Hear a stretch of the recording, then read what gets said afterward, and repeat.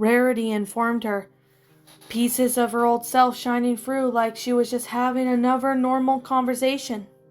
She levitated the bottle up to the ceiling, shaking in her magic to spray its contents to whole old rafters.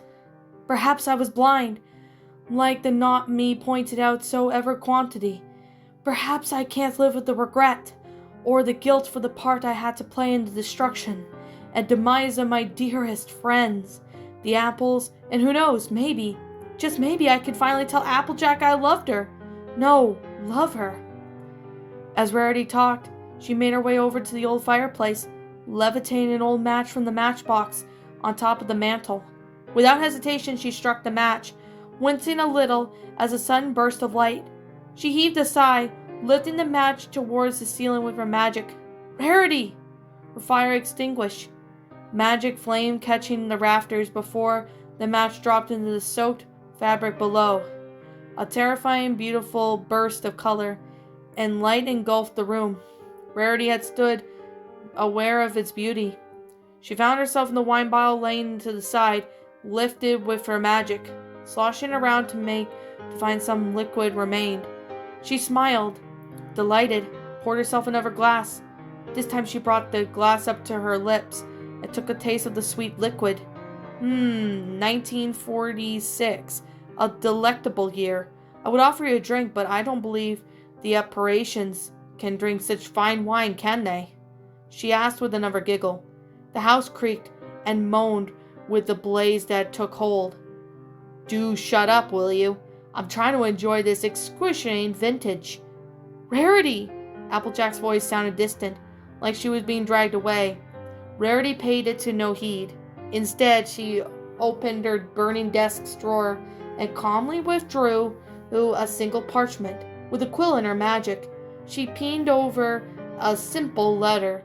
Not caring whether or not the ink would stay or fade, she trotted towards the light door of the boutique, magneted underneath to the outside of the house. Rarity started coughing, the smoke in the air growing thicker by the moment. Beads of sweat rolled down her delicate cheeks as she took a seat on the fainting couch, sipping the champagne with a quiet dignity. I'm so sorry, Applejack. I love you. I always have and always will. Sweetie Belle? Scootaloo asked quietly from the other side of her friend's door, knocking softly. Come in. Scootaloo entered the room, ears flat in her head. She was wearing a black garment. Yana had especially made it for the occasion. A simple dress, modeled one after Rarity's signature gowns. It's time. Sweetie Belle looked up at her friend. Streaks of mascara had stained her cheeks, but she appeared to be mostly composed now. She stood up and magicked over a shawl that matched the black resemblance that she was wearing. Scootaloo mentally wrestled herself whatever on the couch or not to ask Sweetie Belle the question she had been wondering. Eventually she caved into curiosity. How do you know that Rarity wanted to be buried in the ashes of Sweet Apple Acres? Scootaloo whispered. Sweetie Belle looked at her friend and had silent as long moment before she sighed.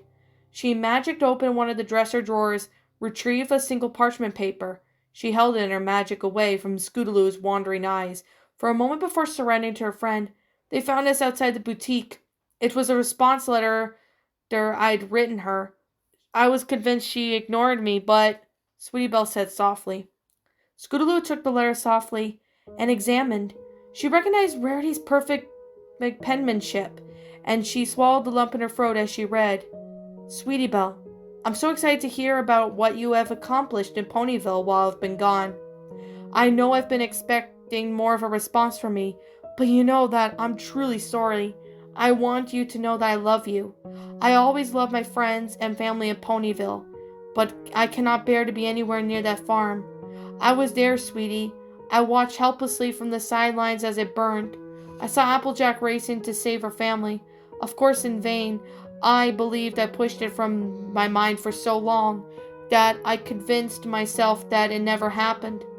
Maybe a part of me feared that it's fragile psychosis I created for myself would shatter the moment I had been on you, with the loss of a friend just as dear to you, sweet as Applejack was to me.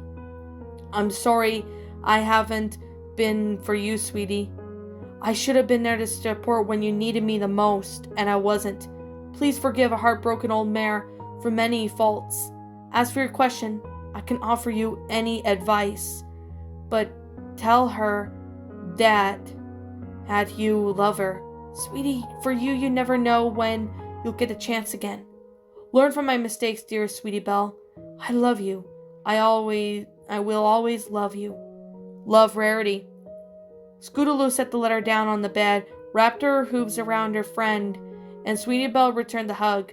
She sobbed quietly into her friend's mane, forever ruining her own makeup.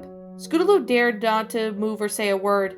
She let her best friend, the most important pony in the world to her, cry everything out of the procession. But however, it would have to wait.